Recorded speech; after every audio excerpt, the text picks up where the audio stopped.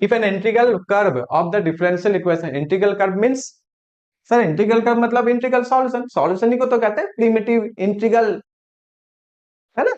इसके solution first order first degree, इनके solution integration करने वाले इंटीग्रल भी कहते हैं, प्रिमिटिव भी कहते हैं, सॉल्यूशन भी कहते हैं, जो भी आप नाम दो, जनरल सॉल्यूशन फिलहाल निकालेंगे हम लोग। Okay, integral curve first order first degree है, कोई कर्व ही आने वाला y इक्वल टू या फंक्शन ऑफ टू वेरिएबल आएंगे, कोई भी कर्व, बहुत बढ़िया। कहता है ये इससे पास होता है और अल्फा 1 से पास होता है। पहले तो 0 0 से पास होकर उनका हम यूनिक सॉल्यूशन निकाल लेते हैं, फिर अगेन यूनिक होगा या इनफैक्ट में नहीं होगा या नो होगा, वो तो देख लेंगे हम लोग। फिर आगे जो भी होगा यहाँ से पार्टिकुलर सॉल्यूशन निकाल लेंगे और अल्फा 1 को सेटिस्फाई करके अल्फा का वैल्यू निकाल लेंगे, तो दैट्स इट। इसमें तो कुछ है नहीं ज्यादा।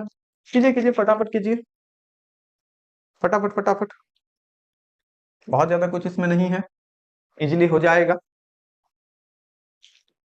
साइड में कट जा रहा है, इजिली हो जाएगा। चलिए बेहतर करते हैं, आपको भी ट्राई करना, ये नहीं कि यहीं पे सिर्फ देखना।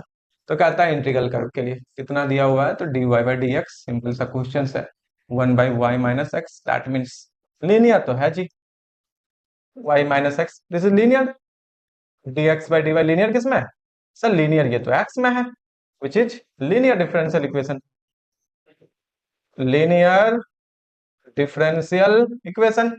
तो इंटीग्रेटिंग फैक्टर कितना हो जाएगा, x में हो गया ना, तो इंटीग्रेटिंग फैक्टर हो गया e टू द पावर कितना dy, that means e to the power y। So x e to the power y solution के लिए हो गया y e to the power y and dy, यही तो होगा solution, x e to the power y, फिर यहाँ पे हो गया y e to the power y dy। तो यहाँ से कितना हो गया sir, x e to the power y, ये चेन रूल लगा देंगे, टू द पावर y को रख देंगे, y माइनस 1 प्लस c। तो यहाँ से कैंसिल कैंसिल कर देते हैं, जीरो जीरो ही ना है, इसको हटाई दो, क्या प्रॉब्लम है। तो x equal to y minus 1 plus c to the power minus y. एक आंसर तो मेरा इस तरह का आ रहा, ओके, एक आंसर मेरा इस तरह का आ रहा है।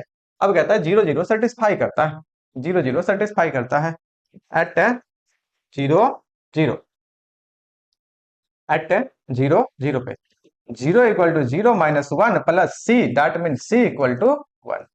क्या आ गया यहाँ से, तो यहाँ से मेरे पास x equal to y minus 1 plus e to the power minus y, zero करने पे ये दोनों 1 माइनस 1 करना।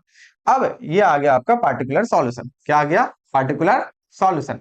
अब इस पार्टिकुलर सॉल्यूशन पे कहता है कि सर मुझे अल्फा 1 सेटिस्फाई कराना है, क्या कराना है, एट अल्फा 1 पे आपका वैल्यू क्या होगा, बस ये आप निकाल दो, काम बन गया आसानी से, काम बन गया आसानी से।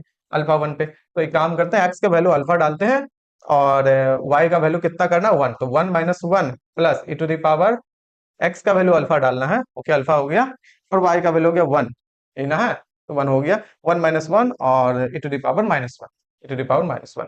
दैट मीन्स यहाँ इजीली दिख रहा है कि e to the power minus 1 is the correct answer, e to the power minus 1 is the correct answer. तो ऑप्शंस में कौन सा है, हाँ सर ऑप्शन में है, कौन सा ऑप्शन है, सी नंबर, कौन सा ऑप्शन है, c number, e to the power minus 1, right.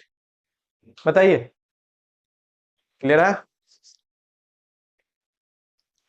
Clear है, क्या है इसमें, कुछ कुछ भी नहीं है, बहुत इजी क्वेश्चन, क्या ही है। आईआईटी जैम 2015 का क्वेश्चन ये पूछा गया है, आईआईटी जैम 2015 में ये क्वेश्चन पूछे गए हैं। नेक्स्ट क्वेश्चन चला जाए।